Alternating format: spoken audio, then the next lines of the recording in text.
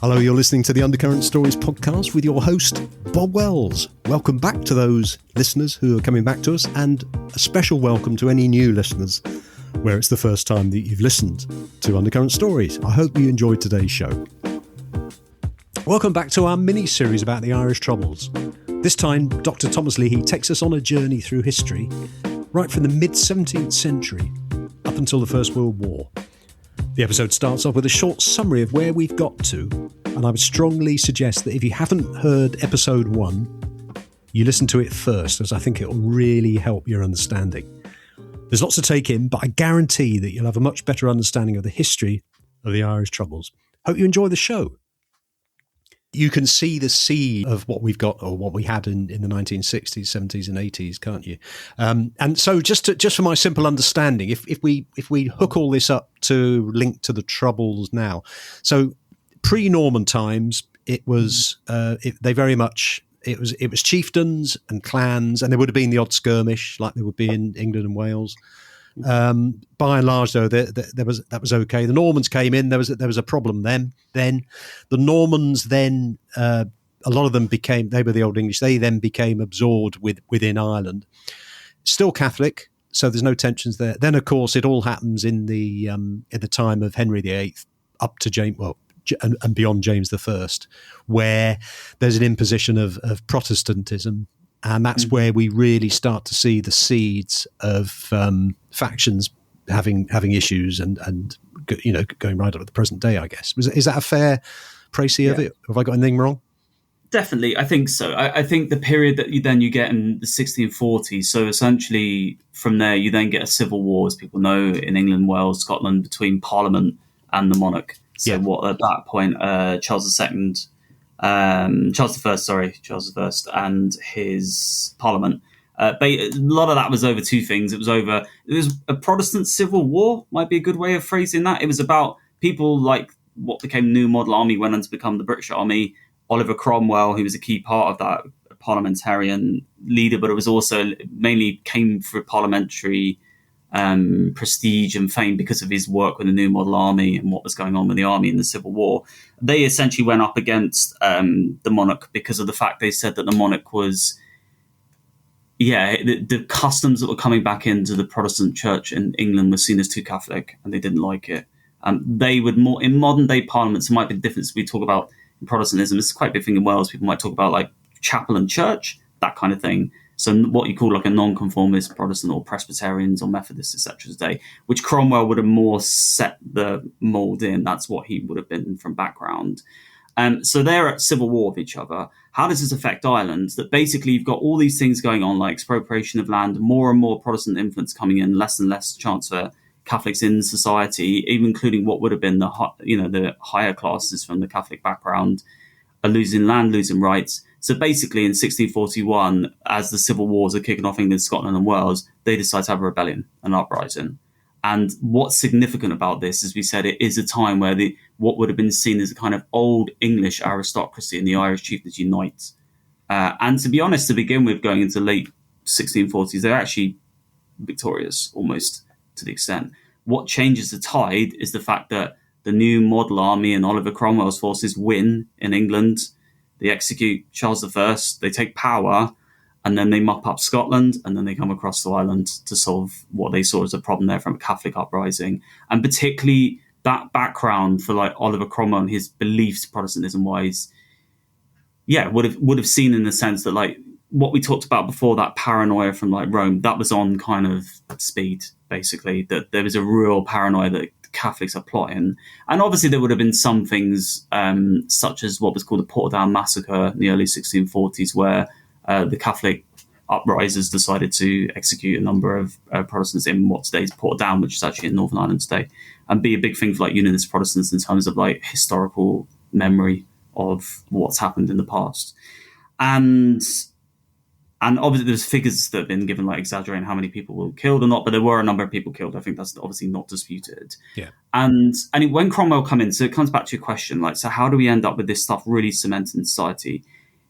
He puts through something called the Act of Settlement in the 1650s. Once they've subdued the uprisings in Ireland, you get things like massacres. A place like Drogheda, for example, is quite famous on the island of Ireland.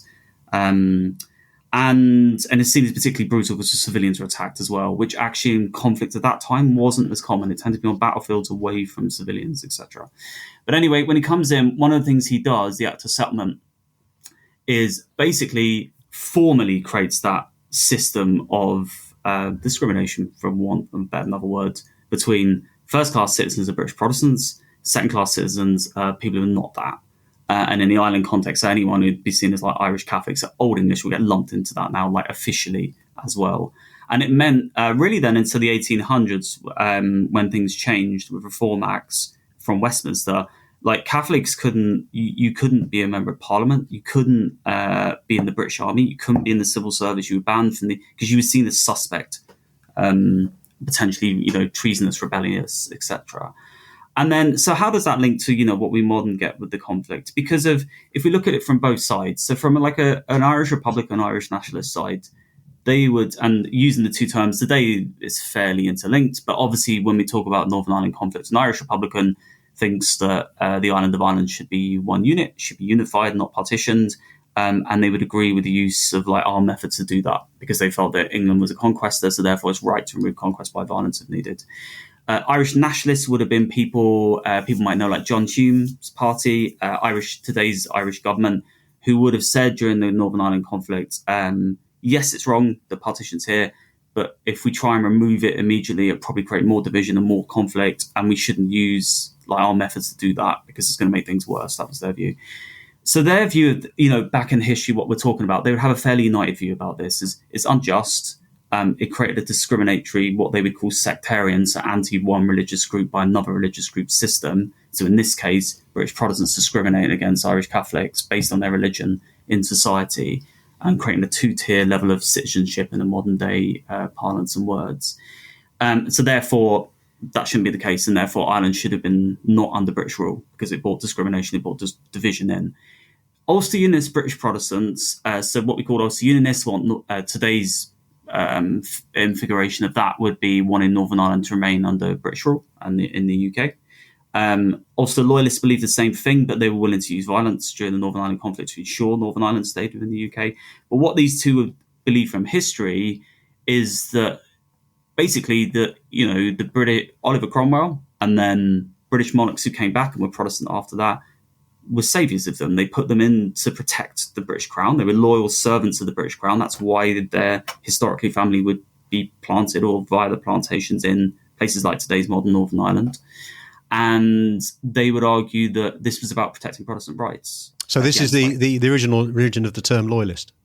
Yes, yeah, exactly. And the key thing there, and this actually maybe when we get on to talking things in the conflicts in Northern Ireland, why at certain times the loyalists and unionists defy what Westminster tells them to do. Yeah, but their loyalty is not to Westminster. In my view, the loyalty is to the British monarch. Okay. And because it goes back to this period, and that's the really key thing. When you get to the late 1800s, to explain one more thing that's really key for unionism and loyalism, like Orange Order, and why do they have orange parades and orange marching? Yeah. Because so Oliver Cromwell then, he's not mega popular in places like England. There's the kind of usual things like he bans Christmas, bans sport. So he's not seen as universally that popular. So in England, Wales, etc., people are quite relieved when Charles II, his son of Charles I, comes on the throne, back to the kind of moderate form of like Anglicanism comes back in. When he dies, his next up is James II, but James II is a Catholic. So this can partly, without getting into huge detail, he does take the throne. He's removed pretty quickly in England by parliamentarians. At this point would have been Protestant because they think he's trying to bring in religious equality, which he partly was trying to do, which they saw as a major threat. They saw it as a threat to allow Catholicism back in. And actually moderate Protestants didn't like that it might allow what they saw as some of these more radical Protestants, like Cromwell's type beliefs, to come back in either, because they also had laws against them having to pay certain like church tithes and taxes, etc. But anyway, so how does that then affect Ireland? James II basically tries this kind of comeback tour where on the island of Ireland, he attempts to, there's something called Siege of Derry. So he and his forces with Irish Catholics, some of them involved in that, decided to lay siege to Derry City. Now, Derry City at this point, even at this point in time, or Londonderry City, as Unionists and Protestants would phrase the city, they would phrase it as that because the City of London Corporation had set up like a major trading port in the city. So it was a walled city. How that worked is the Protestants lived in the city centre, the better land, etc., and worked with the commerce, and the Catholics lived on the boggy land outside the city walls. Places we know from the Northern Ireland conflict, places like called the Bogside area, someone like Mark McGuinness was from, for example, so a leading Republican figure. Anyway, and then so what happens then is that so what happens back in London, like what do you do about the monarch situation? They invite William of Orange from the Netherlands in modern day parlance, and he comes across. Why did they ask him to come? He's a Protestant and there's a Protestant faith, so they ask him to come in. He takes over the crown in London, and then by 1689, there's the siege of Derry. He relieves that, because basically the James II and his Catholic forces were trying to starve out the Protestants in the city centre. They slammed the doors, and then there's this, kind of mythology that's been originated from there. Like they said, no surrender, we're not going to surrender to you. We'd rather starve here than come under your rule. William of Orange comes and liberates them as they would see it, and then he wins something called the Battle of the Boyne in 1690 for the rest of Ireland, and then takes the crown and throne. So, but that's really important when we look at like Unionists and Loyalists psychology and psyche and how they see their political world. They have been loyal to the monarch, exactly what you said. We are loyal people. We were loyal to the monarchs to uphold the British Protestant rights and faith against what they would see as like tyrannical Catholicism.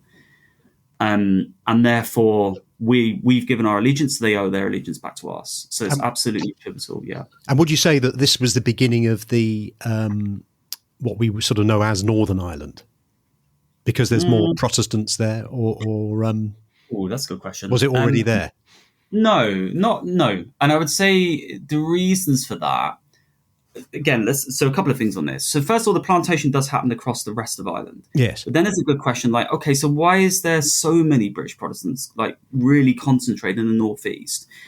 Essentially, what they did in places like Belfast, so like modern day Belfast, and then in the city of Derry or Londonderry, is they build up these kind of big business today what we'd call like business corporations and trading posts and shipping posts, and that made those areas very prosperous. So obviously their families remained for the generations for British Protestant descendants then living in Northern Ireland. So these other British Protestants would have lived in places like Cork or Dublin or Kerry or Galway, etc. Okay. But it's just that particularly in those areas, it would have just been farming and agriculture. Yeah. And obviously, particularly in the West, in particular, like Cromwell, as in Oliver Cromwell, there was a phrase, I can't remember this totally off the top of my head. He said about like west of Ireland is, there was no place to hang a man or to grow a tree, something like that. But his point was the land was so unproductive for like crops, etc. Yeah. So anyway, that's why then once we get up to kind of more modern times into the 1900s, it didn't really take off the plantations elsewhere. And particularly then once you start getting acts put via Westminster, which starts to expand the voting franchise, and then more Irish Catholics can vote, so they'll obviously vote in Irish nationalist MPs, etc., the influence of these British Protestants just wanes and wanes and wanes. But that doesn't happen in the northeast because of the fact for what then become British Protestant Ulster Unionists or Loyalists, because of the fact that commerce had it kept them funded, it kept them going, and made it financially viable. More profitable. Yeah, exactly. Yeah. So fast forward to the 18th century, Thomas. What significant things happened during that century which we need to take into account? So essentially, first of all, if we think about where we left off in terms of like the kind of two classes of citizenship, if we again put it in modern day phraseology, that doesn't change. That remains the same because you have British Protestant monarchs still back in London, so they're not going to change that system. And at that point, there isn't ideas, even in England, Scotland and Wales at that point, ideas of like granting kind of full citizenship rights to Catholics, including English Catholics, etc., who kind of unofficially remain because you're not supposed to be a Catholic living in England at that point. So that definitely doesn't change in Ireland at that point. The major thing that happens then, once you get to the end of the 1700s, is the United Irishman Rebellion led by someone called Wolfe Tone. Wolfe Tone's interesting because he's from today's like Southern Ireland or Republic of Ireland, and he actually himself is a Protestant. The interesting thing about him, and in the United Irishman, as an organisation. So let's talk about what is it? Where do they get their ideas from? So United Irishmen was different to other uprisings that might have been kind of seen as like an Irish Catholic uprising. This was different because it was trying to proclaim itself as like secular republicanism. And I mean republicanism not just in the Irish sense, but as a broader ideology. So where are they getting their ideas from? Two places, French Revolution and also American Revolution. And what they believed in is the same kind of things exactly we see in the French Revolution. So like liberty, fraternity, equality, etc. And in the island situation, well, the equality, as it would have been in some of these other places that had revolutions, but particularly in Ireland, because of that religious division that was there between the kind of Protestant citizen and the Catholic citizen on that island under British rule, that's what Wolfe Tone was about, was the idea. And he uses this phrase, and it's interesting because like modern day Irish republicanism, Sinn Féin, like the political wing of what was the Irish Republican Army during the Northern Ireland conflict, they would use these phrases. And Wolfe Tone's a really big seminal person for them. In fact, to be actually honest on that, every single Irish nationalist party on the island of Ireland today would see Wolfe Tone as a really important figure. And because he has this phrase of that, what we want to do in Ireland is unite the Irish person under a common kind of citizenship that's about uniting, what he said, like dissenters. He means Protestant dissenters and not Anglicans, so Methodists, Baptists, Presbyterian, etc., Catholic and Protestant. Or Anglican, etc. So he actually is he terms these phrases, and he's really, really important in this. And I think for him, like another kind of hotbed of where do United Irishmen get their recruits from for an uprising rebellion, Belfast was a big place. And obviously we talked about the plantation of Ulster. What's really interesting is there's a lot of non-conformist Protestants in the United Irishmen. They make up a sizable number within that movement, not just Catholics. And okay, so why are they in it? So not necessarily what we call like establishment Protestants. So that would be Church of England, Church of Ireland, so Anglicanism, but non-conformist. So why are they in it? Exactly, partly the same reason as the Catholics we talked about, because of those penal laws that come in that basically, stop like a Catholic getting a job in the civil service anywhere under British or London jurisdiction, getting a job like in the British Army or anything like that. That applies to non-conformist Protestants, many of them as well. Because all of them are seen as like being against the established church and faith, which in this case was Anglicanism. So like this was quite smart in a way by Wolfe Tone. I mean, he'd know this from his own like Protestant background. He obviously spotted there like republicanism could directly apply here, because something that's dividing two of the groups in society, so non-conformist Protestants and Catholics, is the fact of penal laws and religious laws.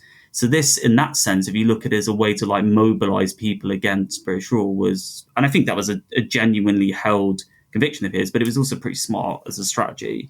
Problem is, the United Irishmen, they're quite heavily infiltrated, and then when they plan their uprising, it's basically squashed very, very quickly. How is it quashed? It's quashed partly by British forces, but also, interestingly, you start in this period to get more the advent of like kind of Orange Order. So when we talked about Orange Order, like the interesting thing with that, Orange Order groups, they didn't like pop up straight away after William of Orange invaded Ireland. They were more something that started to emerge like 1800s as kind of Protestant Unionist British collective organisation. And they would have been mobilised. People would later be like involved in that Orange Order, some of these groups in like militias to stop the United Irishmen as a rebellion. So helping Westminster in that sense, and monarchs to do so.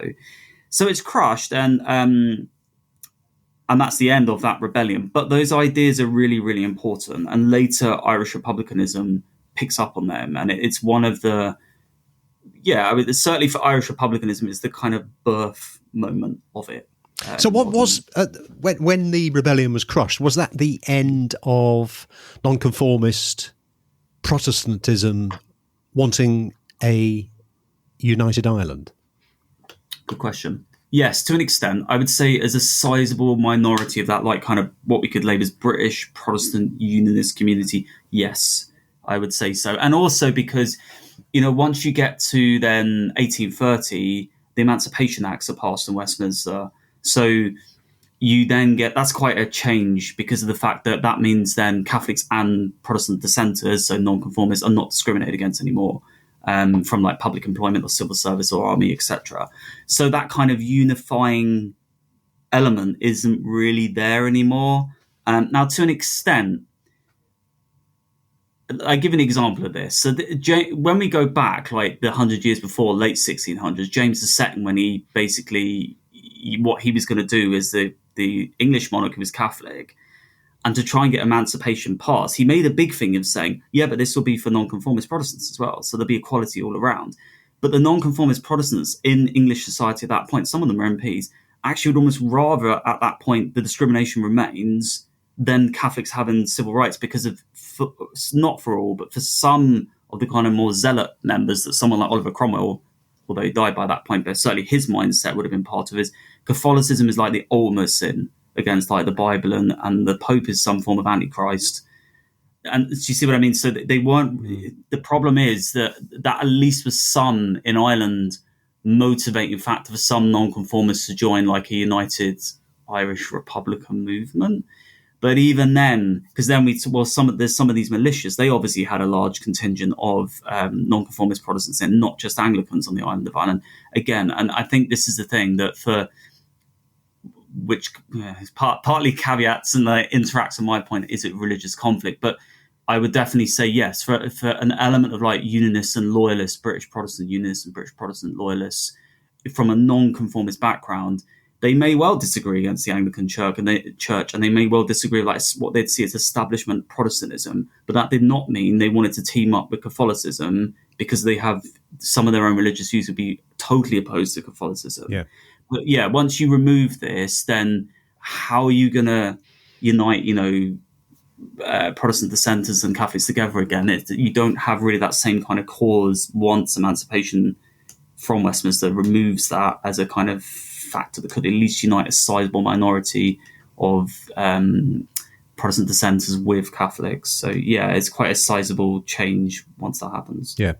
And so then moving into the 19th century, I know we're skipping through these centuries quite fast, but I'm conscious of time and we've got to get the salient points in. The three things that I've noted in the 19th century in my research are, obviously Ireland becomes part of the United Kingdom. There's the famine, the Great Famine in the middle of the century. And then there's a sort of growing demand for home rule movement. Are they the main three factors, do you think it's worth discussing? Yes, definitely. And we'll take each in turn. So Act of Union, when that comes in, there was something called Grattan's Parliament. That is, someone might correct me if I'm wrong on this, but from my various visits to Dublin, when you're in Dublin, this might be useful for people that are on their holidays there or travels or want to do a history tour. When Trinity College, Dublin, in the centre of the university there, opposite that, if you stand your back to the front of the college and you face the main road where there's lots of buses and trams, etc., today it's a bank if you thought of a clock face, like about 1 or 2 o'clock if you face that direction, today it's a bank, but it used to be Grattan's Parliament. So this was the last parliament that existed on the island of Ireland until Southern Ireland basically was on the journey to independence and becoming a republic from the 1920s. And so what that was, it was a form of devolution, basically, and it existed in the 1700s as well. It was a Protestant form of devolution. So at that point, you didn't have any Catholics, MPs sitting because Catholics couldn't vote. And that wasn't just in Ireland. That was until the Emancipation Acts. Catholics couldn't, by 1830, Catholics couldn't vote in England, Scotland, Wales, or Ireland. So there wouldn't have been Catholic MPs as such at that point, who would sit in that parliament. Henry Grattan was the leader, so would have had, background with like Protestantism, etc. themselves. It had limited elements of self-governance, but it was done away with. And it was done away with for the fact that, a couple of reasons, actually. Some of it, I think, historians debate this, but there seems to be a kind of consensus that it was partly done away with the British kind of more moderate Protestantism that was emerging, Anglicanism in England, in particular, as the dominant church and voice, compared to some of the more, as we talked about, radical elements of Protestantism. And I don't necessarily mean that, and I don't mean that in a negative sense, just the different parts of the Protestant faith that were more prominent in parts of Ireland. I think London saw this could stoke up tensions and cause problems to some extent. So they thought it's better to just come under London's writ. Some of it was just about centralising government as well, just generally that government's better centralised. So that would have come under that, and I think probably more predominantly that. But yeah, it's quite an important moment, because you could, if we think about these like what if histories, I mean, if some form of devolution had remained and then Irish Catholics can vote and then they can sit in their own parliament in Dublin, we don't have these later debates. We talk about home rule, so modern day phrase is devolution, because they already had a parliament that existed. Yeah. But they didn't have that because it was shut down in that period. So that's one. Second thing, then, famine's a major, major thing. And it's a major thing for like Irish republicanism and a mobilizing force, I think 50 years plus after that. So the famine, so why did you get a famine in Ireland? So there was actually problems with like blight affecting potato crop across Europe at that point. So it wasn't just an Irish phenomenon, it was something that happened in Europe. Why did it affect Ireland so badly and so many people died? So rough idea figures, about 1 million people die, about 1 million plus people emigrate, often to Canada. United States is the big place, obviously why there's a big Irish expat community in America, because of the way agriculture was done. So what was happening is people, so essentially, and again, this isn't a derogatory term, it's a term that was used at the time, like the peasantry. So basically everyone else who's not like either involved in commerce, which wasn't that typical on the island of Ireland at that point, other than in the northeast in particular and parts around Dublin. People who are working on the land, but they're not landowners, and they're not landowners because obviously the discriminatory laws we talked about would have affected that.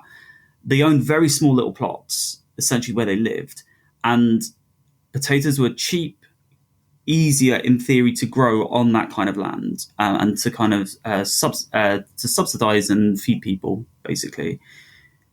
The problem was, obviously, if the whole crop fails and that's all that people are relying on, then they die, basically, because they're going to starve. Then there's a debate also, okay, so what did London do about it? And there's quite a big debate between historians about this, and that continues today, about was it deliberate in the sense that London didn't intervene because it, and there's some evidence from some quotes at the time from some parliamentarians and those who were in the government that they felt, well, the population is too large in Ireland and it drains the exchequer. But yeah, there's an open debate on that. I'm not necessarily going to comment on that. Another school of thought with it, and I think I would definitely say this to me would be the minimum consensus where I think this would be accurate, is that in power that time in London was the Whigs, or Liberal Party, what it became, and their belief, and it wasn't, back then it was a bit different than Conservatives. They did believe in some form of interventionism with things like tariffs, which we all know about now, because tariffs is a big thing in the world again. But for the Whigs and Liberals, they didn't believe in that, and they believed in what we'd call it today like free market capitalism. And their belief was any form of like welfareism, if you intervene, people become independent on it. That's not my view, that's their view back then. But you can understand from that level of thinking why these people would not react and think, well, people are starving, so we need to intervene on like a mass scale to keep these people alive. Regardless, in some respects, it doesn't really matter, because the fact is, for the people who experienced that or went to America, there's huge grudge and a huge anger about what happened. And that doesn't immediately play out. And often in history, we see this, that things don't immediately play out. And I guess some of the reasons for that in the decade after, just because people have reestablished their life, they've got back to some kind of semblance of normality for them. But it does. Yes, I guess they're still getting over the shock, aren't they, of losing loved ones and stuff like that. Absolutely. Yeah. And I think that you can then see for Irish republicanism, and there was something in particular called like Fenian dynamiters, or the Fenians. And the Fenians, they had partly a base from America, were being partly armed from the US and fundraising from the US. So why are they getting funds from the US? Because of these people who emigrated from Ireland from the famines. You can see the direct anger is even linking in with some organisations right across the Atlantic back to Ireland to be like, right, we need to get revenge on this, and this is Britain's fault, and they need to pay. And yes, you have things like the Fenian dynamiter campaign, the Fenian, which is, they use dynamite. That's one of the things they were using in their campaign. They tried to have a mass uprising that failed because it was partly infiltrated, etc. again. But basically the Fenians then led into Irish republicanism, like a revival of that type of belief we saw under Wolfe Tone, that Ireland needs to be a separate secular republic outside of British rule, full stop.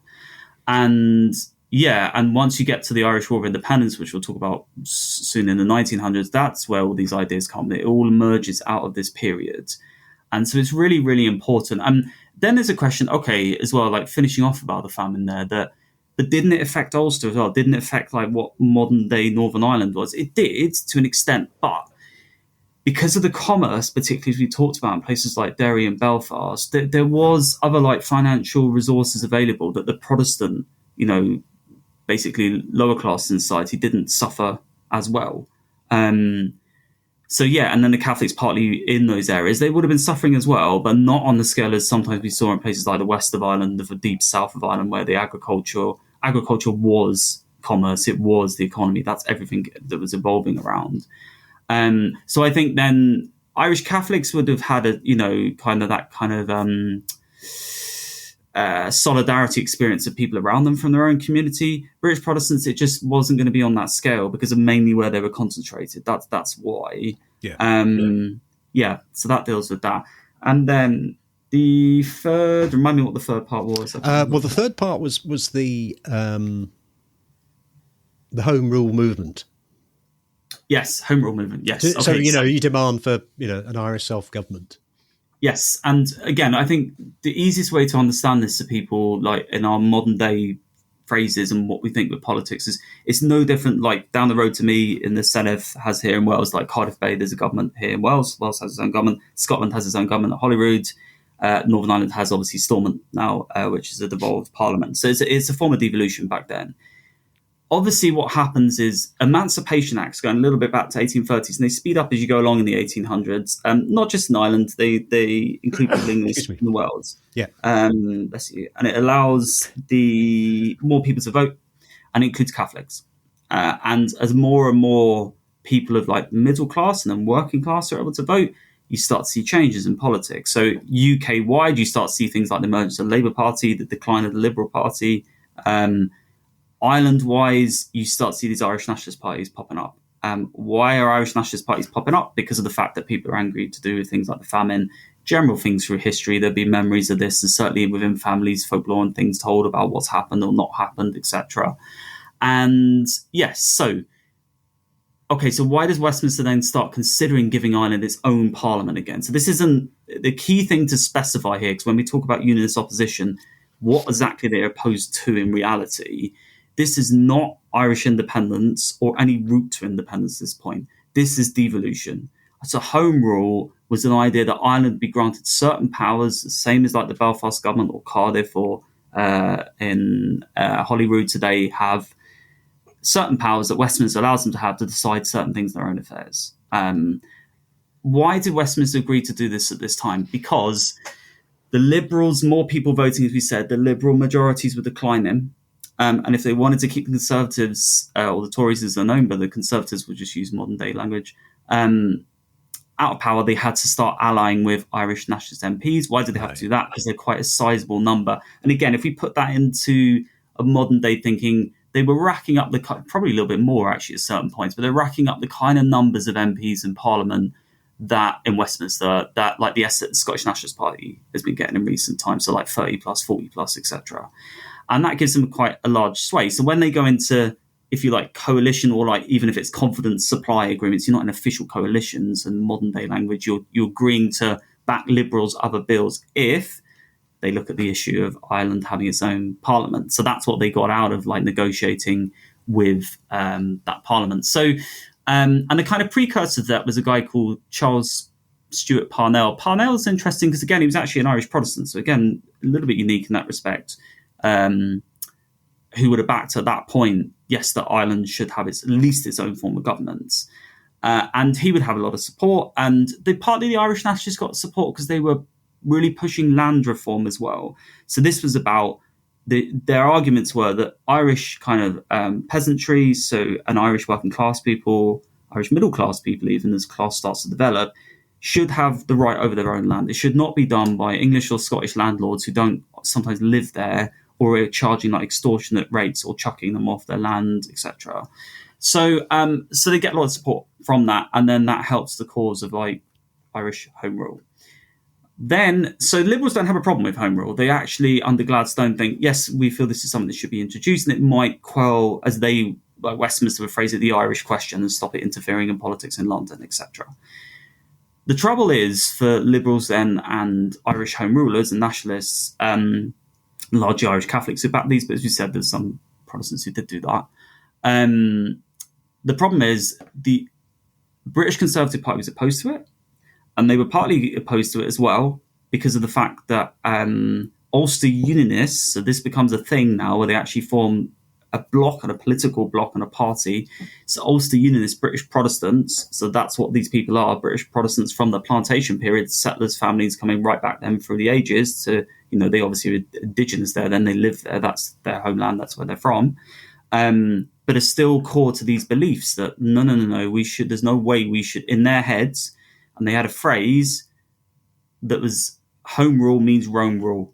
And that's what they believed, that if you start having any form of all-Ireland government, remember, this is devolution, this isn't even independence for Ireland or a republic, which you later have, it will lead to the Catholic Church and Rome basically using Irish politicians, because most of them are Catholic, as puppets for wiping out Protestant values and traditions and faith. Right. And now, again, people can dispute whether that was actually in reality what was going to happen, but nonetheless, these people believed in. So even at the end of the 19th century, early 20th century, that was a school of thought.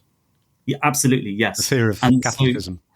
Absolutely. And the key thing is 3 times the Home Rule Bill has to go through House of Commons and the House of Lords. So remember back then, for everyone as well listening, the House of Commons wasn't the ultimate executive power. So what I mean by that phrase is they don't make rules that the House of Lords can't disagree with. No. Until you get to 1910s and the early 1910s, the House of Lords could veto stuff. So, okay, then there's a question of if the Liberals and the Irish Nationalists have enough in the House of Commons, how come these Home Rule bills don't go through? Because that's what happens in the House of Lords. The Ulster Unionists, when they're backed by the British Conservative Party, and like the full name of it, and this is why going back partly to this period, British Conservative and Unionist Party don't agree with Ireland having home rule for these reasons. I mean, it's a little bit different to some of the British Conservative MPs. Yes, it's to do with like protecting British Protestant values at that point and protecting what they see as loyal persons to the British Crown through history, so also Unionists and also Loyalists. But some of it was about, like the union needs to stay together and you shouldn't let it fragment. And not dissimilar arguments with different reasons. You might have in the 1900s where there were elements to say like British Conservative Party were not that in favour of Scotland or Wales having devolution for the same kind of reasons. So it's a fear of decentralisation. Could it break apart the union? But for Ulster Unionist British Protestants, so they were able to block these bills. So what then changes is the Liberal government, because it's under pressure from Irish nationalists as part of a kind of unofficial confidence supply agreement, if you like. If you don't do these things, we're not going to support you, and then your government falls. That they then have to put a bill through the House of Commons. This is an interesting parliamentary history fact that stops the House of Lords being able to veto things in the House of Commons, and that's why this emerges because of this whole issue. And that's it goes through on the third reading. The Home Rule Bill goes through because the House of Commons has the ultimate say. House of Lords can say it disagrees with it, but it hasn't got veto power anymore. From there, then you start to look like you might get some kind of conflict between the different communities on the island of Ireland. So in 1912, Ulster Unionists met in Belfast City Hall, and they signed something called the Ulster Covenant. And what the Ulster, it's worth reading if anyone's not read it before. You can type it in line, you can read it. And what it says is a very interesting document because it says, we're the ultimate law subjects, British Protestant law subjects to the British Crown. We are no way going to allow Westminster or anyone else to tell us we have to come under some form of Irish Catholic rule. Even if that's in the UK, we're not coming under it. And the interesting thing it says in there, we will resist by any means necessary. So that's quite clear that if you have to resort to arms or violent methods, then they'll do it. And to prove that, they start gun running one of the places with Germany, actually, before World War I, to arm something called the Ulster Volunteer Force, the UVF, which was kind of at that point the armed wing of the Ulster Unionist Party. It's quite different when you're in the Northern Ireland conflict later. There's that relationship at all. But at this period it was. And basically, and they said this in the Ulster Covenant, all these things are said, some of the people signed it in blood. British Protestant Unionists say, we're deadly serious about these things.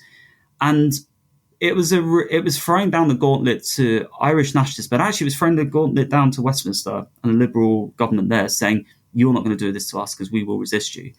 What then happens is, just before World War I, you get the Irish volunteers form in, and this was not just Irish Republicans, but with some, more kind of moderate Irish nationalists who were happy with just home rule, and they were saying, okay, these people are serious about resisting us, so we have to arm ourselves in case as well that there's going to be some kind of all-Ireland conflict. Yeah.